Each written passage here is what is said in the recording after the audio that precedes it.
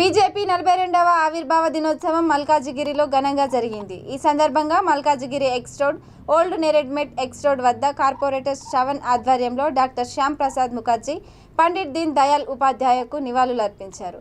తొలుత పార్టీ జెండాను ఆవిష్కరించారు. ఇక ఓల్డ్ నేరెడ్మెట్ బాలాంజనేయ స్వామి ఆలయం వద్ద ఉచిత వైద్య శిబిరం నిర్వహించారు. కార్యక్రమంలో బీజేపీ నేతలు రాంబాబు, బాలింగం, వాసుదేవరావు, శ్రీకాంత్ పాల్గొన్నారు.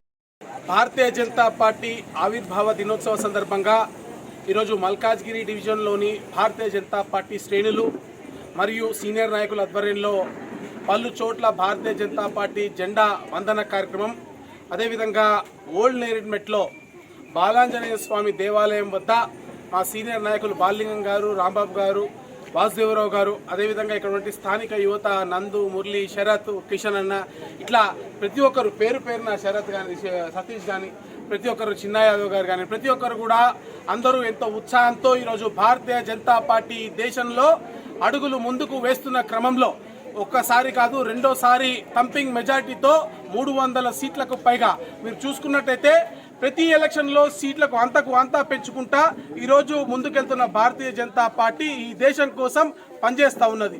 మరి భారతీయ జనతా పార్టీ ఈరోజు ఇంత పెద్ద పార్టీగా అవతరించడానికి biggest party of this country, biggest party of this world, ఇలాంటి పార్టీ, హైయెస్ట్ మెంబర్షిప్ ఉన్నటువంటి పార్టీ, హైయెస్ట్ డోనర్షిప్ ఉన్నటువంటి పార్టీ, అటువంటి పార్టీ మరి ఇంత పెద్ద స్థాయిలో రావడానికి కారణమైనటువంటి వ్యవస్థాపకులు ఎవరైతే ఉన్నారో వారిని మనము గుర్తించుకోవాల్సిన అవసరం ఉన్నది.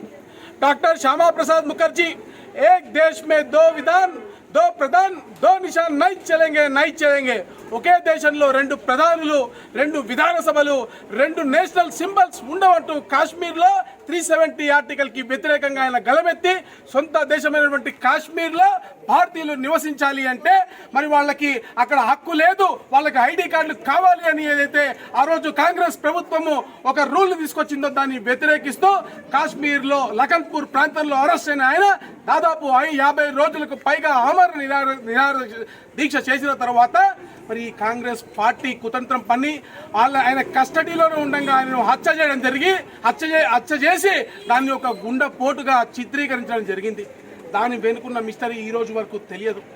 అదేవిధంగా పండిట్ దీన్ దయాళ్ ఉపాధ్యాయ భారతీయ జనసంఘ్ తర్వాత కాలంలో భారతీయ జనతా పార్టీలో ఫస్ట్ నేషనల్ జనరల్ సెక్రటరీగా ఉండి ఫస్ట్ గవర్నమెంట్ కూడా ఆయన సారథ్యంలోనే ఏర్పడింది. అటువంటి పండిట్ దీన్ దయాళ్ ఉపాధ్యాయ ఆయన ఎంతో చాలా సాదా సీదా జీవనం గడుపుతూ ప్రజల మధ్య ఆయనకి మీకు విషయం చెప్పాల్సి ఉంటుంది. ఇందాక చెప్పినట్టుగా కేవలం ఆయనకి 2 జత దుస్తులు మాత్రమే ఉండేవి.